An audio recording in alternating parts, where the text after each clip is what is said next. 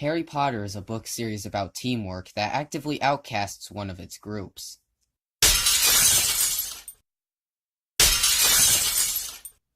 In the Goblet of Fire, Harry has to focus all of his attention on his firebolt to summon it.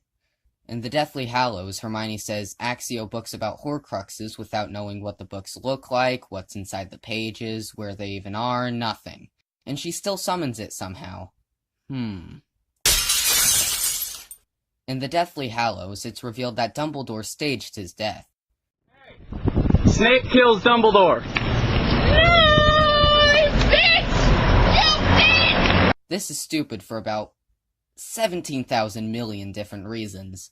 Like, why did you have to have Snape kill you? Couldn't you just commit suicide so Snape's reputation isn't ruined? And why do you even need to die in the first place? Why couldn't you stay alive for a couple more months and help Harry find the Horcruxes? And why didn't you tell Harry how to destroy the Horcruxes beforehand? Wouldn't it make sense to tell Harry everything he needs to know before staging your death? And now we've come full circle. Why the hell did you feel the need to have Snape kill you? In the Goblet of Fire, when Harry and Cedric touch the Triwizard Cup, they get teleported to Godric's Hollow, where Voldemort resurrects himself. It turns out, some random cosplaying as Moody decided to make the cup a portkey to fulfill Voldemort's plans. The portkey was enchanted to teleport the first person who touched it to Godric's Hollow. However, there are about 1 million different holes in this plan. For instance, why did Barty have to make his plan so needlessly convoluted?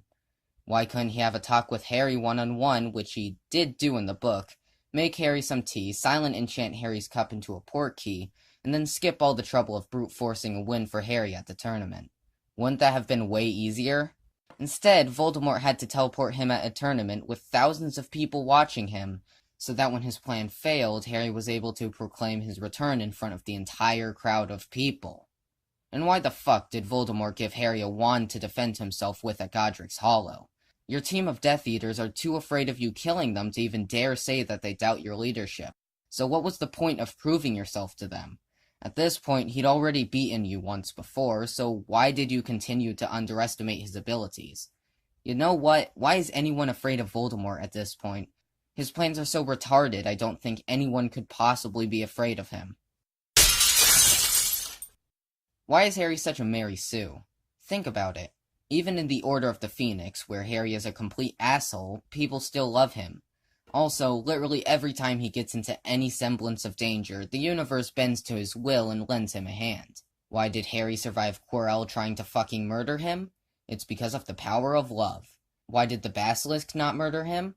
Because Fawkes somehow knew Harry was in danger, somehow knew he was in the Chamber of Secrets, somehow knew where the Chamber of Secrets were, and somehow didn't get killed while blinding the Basilisk.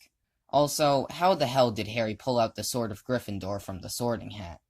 It's never been explained, so the theory I bring to the table is that the Sorting Hat is literally Pandora's box. Where in the story does it say that Dumbledore is gay? I've been searching for the past 50 years and haven't found shit. If you can't teleport in or out of Hogwarts, how did the Triwizard Cup get Harry to Godric's Hollow? I've already talked about how dumb the Triwizard plan is in the first place, but if you can't teleport out of Hogwarts, why does this restriction not apply to portkeys? Why did no one think to restrict them? Jeez, is everybody in this series mentally retarded or something? As far as the books say, there's no limit to the amount of Horcruxes you can create. So why doesn't Voldemort just create a Horcrux for every time he murders someone? There doesn't seem to be any drawback to splitting your soul except for balding and loss of nose. So why doesn't he? And why doesn't Voldemort just make one of his Horcruxes some random pebble or something? I get it, he likes to make his Horcruxes crazy and shit, because he wants to stand out. But couldn't he just make one of his Horcruxes obscure and unrecognizable? I mean, he's gone this far to avoid death, so what's the harm in going a little further? And I mean, this would be an easy thing for JK to fix. Just change the spell so that the object turned into a Horcrux has to hold value for the one casting the spell. Near the end of the Sorcerer's Stone, or Philosopher's Stone if you're a normie, Harry and the gang go through a sort of obstacle course set up by the workers at Hogwarts to protect the stone.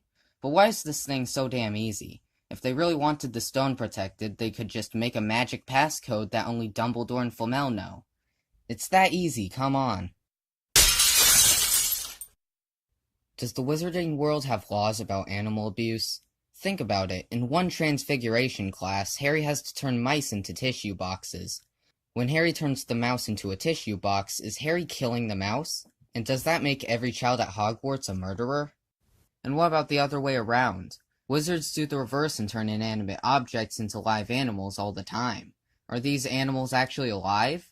Can they think for themselves? And where does the line draw? Can wizards create humans out of thin air? Is that how all wizards are born?